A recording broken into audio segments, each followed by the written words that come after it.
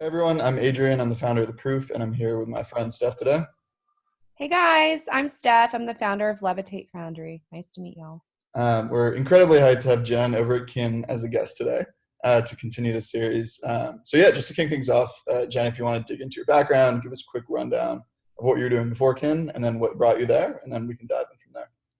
Sure. Well, first of all, Adrian, Steph, thanks so much for having me. I'm definitely a big fan of The Proof. You guys are doing a great job over there. And I love the perspective of wellness and how to just optimize performance across the board. It's very much aligned with the ethos of Kin, very much aligned with the ethos of my own, self, my personal journey and what brought me to develop this product with my co-founder, Matt Cobble.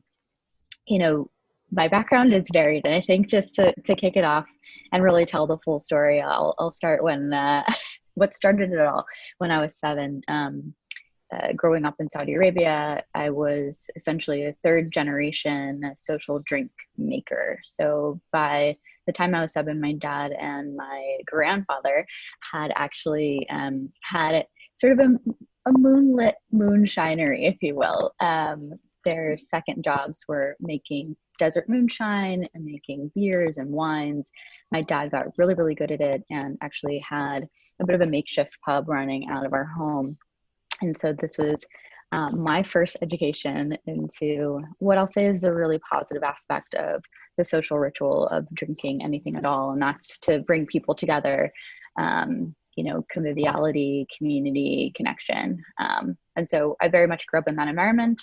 Fast forward to call it 2000, I was studying business and thinking, who knows where this is going to take me. I really just wanted the corner office and that success story, being one of the first people in my family to go to college.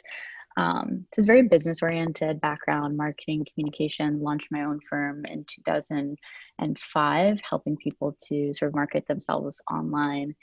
I was really building community online. So again, that community tie sort of runs through this journey. And then started studying Vedic medicine about 10 years later when I had lost my grandmother to type 2 diabetes. Realized I didn't know jack about wellness and really wanted to create my own wellness philosophy. And that seemed to be the most thorough. It was either that or 5 years of traditional Chinese medicine, which intimidated the hell out of me. But now that I've had a great introduction to it, you'll definitely see some inspiration from both schools and how we came to develop Kin. So yeah, it's been a windy path and really just a long journey of saying yes to a lot of things that felt right and made me feel good. And I think a lot of that is reflected in Kin and the formula and the brand. And there's a lot of us, of Matt and I, in the product, which I'm very proud of. I love that. I'm curious specifically about the early days of launching Kin because I remember when you first launched and seeing all the PR and the ads. I thought it was brilliant. Yeah, I'm curious specifically about those days versus where you are now from a sure. team workflow process perspective. Like, what did that more chaotic launch look like? And then kind of like, where are you now in a more mature company? Yeah, it was wild. I mean, we had already been on the scene for about a year and change because we really, really wanted to create a groundswell effect. We wanted to have beta tasters and people that were telling us directly what they loved about this idea, what they, how they were drinking it, who they were drinking it with. And so it was very much just Matt and myself proving this concept, living on this, bringing it to friends, and then really working with an incredible biochemist and a flavorist, somebody who could help us sort of bring the stream to life, and then working with a quality control person. We did that for a year until we started doing, live tastings and finally launched at the end of 2018 with this product in the wild, and still stayed a 4-person team for about a year, which is wild. From a team perspective, are you still small or have you scaled, bring on contractors? Like, how is that hiring process built out over? We sort of rode that wave. So last year was a big, big experiential year for us. We hired up about 30 plus people just to help us on the field marketing experiential side. And then COVID hit. And so we very quickly had to, descend sort of back down. And it very much was a heartache for us because we were just loving hosting our guests constantly. We're back down to about 15 people now. And it's just the core crew of folks that are continuing to help us innovate, develop, any of our R&D processes, tell the story, and sales mostly, and of course ops and finance. So it's a very, very tight crew, which frankly boded well for us, in the last 12 months, as we really thought about, okay, how does this product affect our guest and how are they thinking about it? And we saw some interesting shifts in 2020 that we were ready for. So that was fortunate as well. I love that. That's brilliant. I'm sure Steph will have follow-ups to this question, but I'm curious, going back to the early days when you were building out initial brand strategy, customer personas, visual identity based on that strategy, just like walk me through that process. Because I mean, within the non-alcoholic space, I think Kin's design kind of stands way above most other folks in the space. And so I'm curious to hear like the insider view of that perspective in that process. Yeah, of course. So again, I think so much of it at the onset was us scratching our own itch. So we really were designing for each other in a sense. We were designing for folks that were sort of burning the wick at both ends. We were, trying to juggle full-time gigs with side hustles and curiosities. And, I'm a constant learner, perpetual student. So I'm always taking a course of some sort. I think when we launched Kin, I was actually taking improv at UCB in New York, which is a bit of a departure from my wellness studies that I had been doing for years before that. But all this to say that really alcohol stopped fitting that bill. It was robbing us of free time to do the things that we loved and to do them well, and to really connect in a meaningful way when we did have time with friends. So I think for us, the whole idea of creating a brand that was joyful, creating a brand that was smart and unapologetic about who we were and how we were showing up in the world is very much an homage to that choice, and realizing that there's so much about the idea of sobriety or switching away from alcohol that is very much set in a deprivation sort of mindset or philosophy, and it's what are you taking away? And for us, we realized that with Kin, with this new philosophy, with this new product, we were able to add things to our lives. And so we were seeing more joy, more color, more experiences. We were getting more out of life in general. And so we really wanted to flip the script on that and show people how sexy it could be and how fun it could be. And that's why you see the brand. It's just like in your face, fun, ritualistic. I would say it's like you have two arms reaching into the future and like one toe dipped in nostalgia, right? Like we're not totally trying to burn down what's so beautiful about this experience of drinking as a community or drinking together. We're trying to preserve what's worth preserving and completely revolutionize the end game, so that you don't have to sacrifice when you have fun. That's really important to us. That's fantastic. What creatively has inspired you throughout the years to create the brand aesthetic and continues to inspire you as you think about the future and innovation? Yeah, I mean, I think, if you look at the logo, which I always start an interview with my Kin spritz. It's like my little safety blanket here, my favorite accessory. So first of all, cheers, Kin guys. We should have sent you product. If we haven't, please let me know. I think if you look at the logo first and foremost, this is not what you would typically see or anticipate from a brand that really is speaking to future, right? Future was very much like space and innovation and science, and all those things are well and good and very much imbued in our product, but you'll see more of like the romance, you'll see more of the story and the ritual. There's even the K you can kind of see is sort of this, it is the subject, right? And then you have this I sort of bowing into the K. There's like a moment of reverence there, but also hidden within that symbol is a neurotransmitter. So this is actually the scientific symbol for a neurotransmitter, a synapse being connected in the mind, right? And then you have sort of this N that is very flowy and organic. It's a custom font, and that's for us, the type was very important because the language was very important to us. We picked the name Kin for a reason. We coined the phrase euphorics for a reason, and we can get into that. The colors, we always wanted it to sort of imbue and inspire this sense of like vivaciousness and joy again, and just fun. We wanted to see what people would do if they approach this with a mindset of optimism, positivity, and almost like reckless abandon. You know, we've early on we were calling Kin like brain candy for adults. You know, it's like just enjoy and allow your brain to be nourished, allow yourself to feel great without the consequence.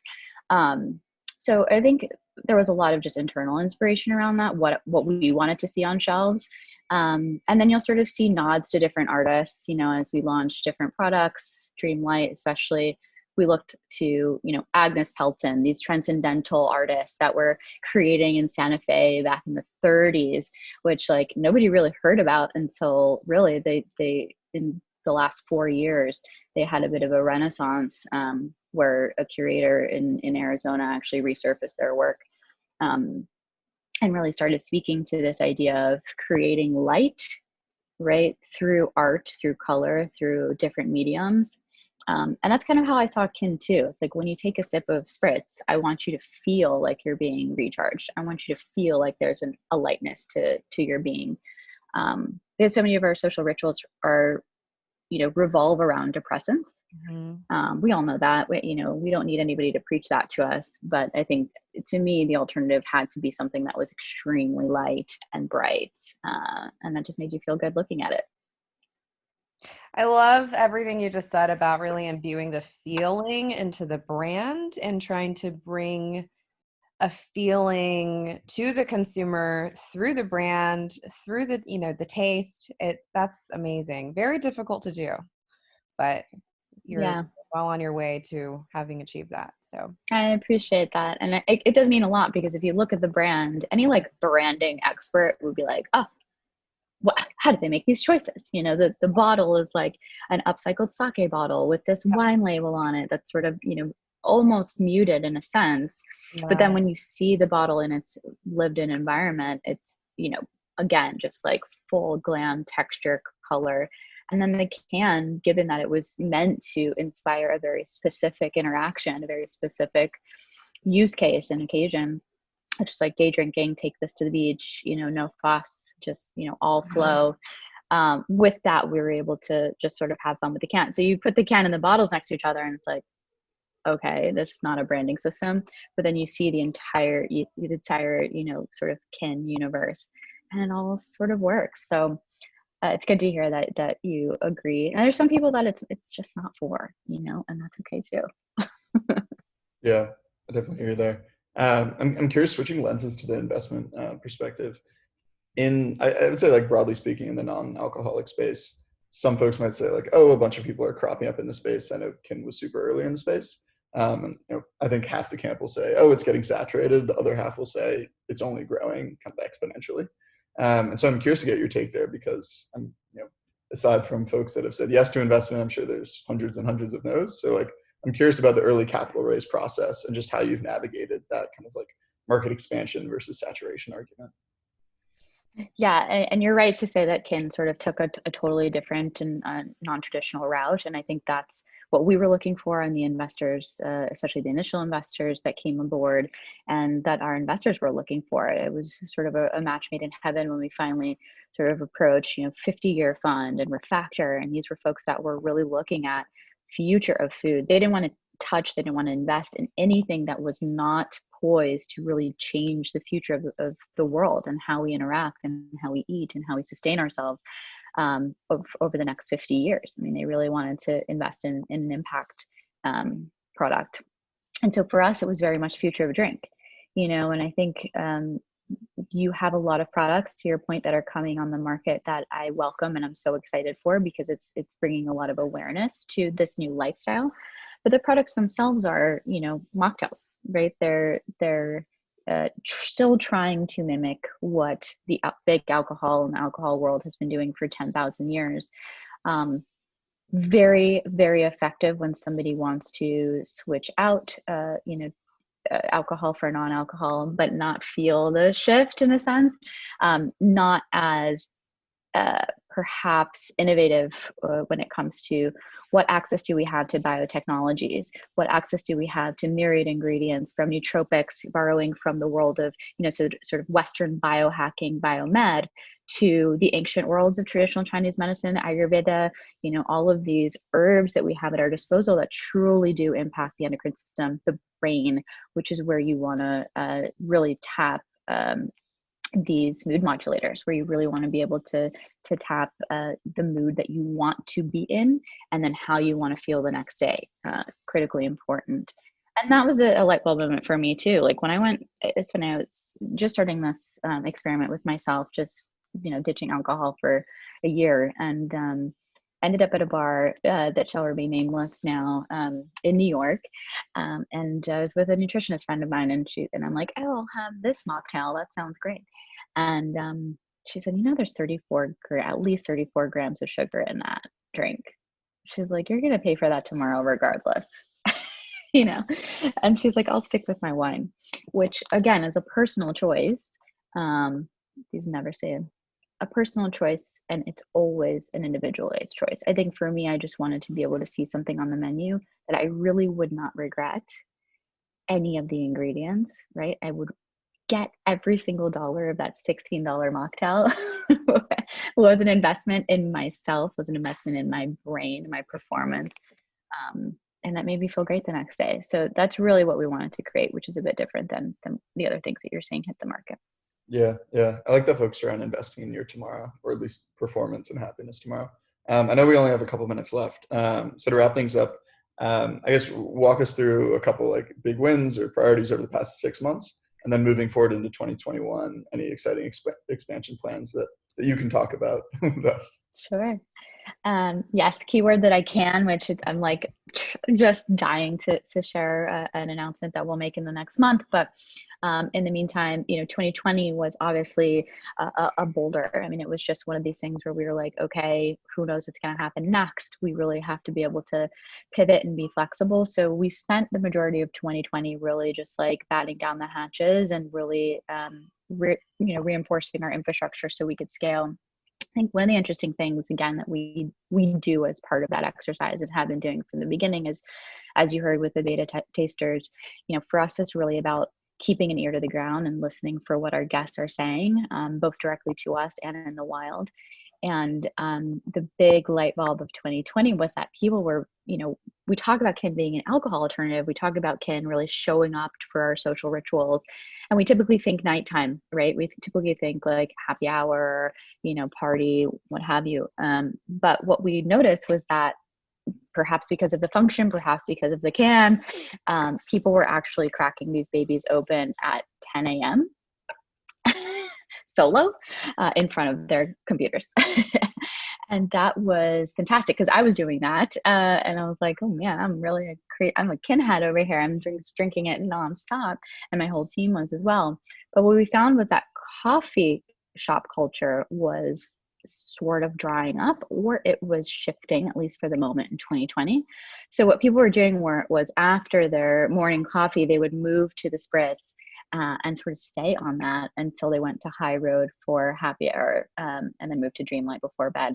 So that was a big light bulb moment. So we're shifting. You'll see that we're shifting a little bit more into RTDs, which we're super excited about. We just want to be able to get these products in more hands and serve more people that way. And then this year, expansion plans include a sister product to Spritz that will be essentially a counterpart to Dreamlight. So we have the High Road, for those of you who are just familiar with kin or becoming familiar with kin.